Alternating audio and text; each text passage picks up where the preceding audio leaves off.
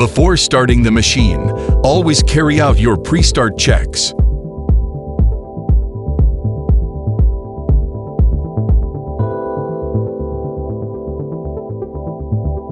Firstly, insert the battery isolator. When you enter or exit the cab, make sure you always maintain 3 points of contact using the handrails at all the times. Once sat in the machine, engage your seat safety belt.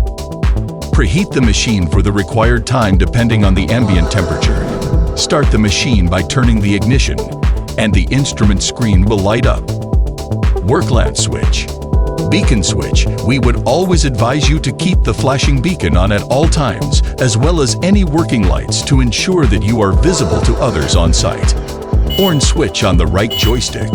Start the machine by turning the ignition. Lower the left-hand arm console. All the controls become live and you are ready to operate the machine.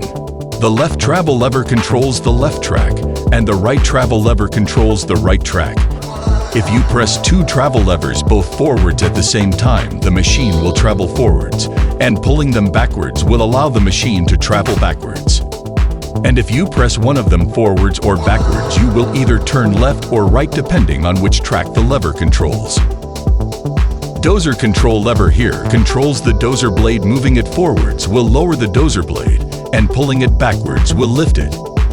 Press slewing rocker switch.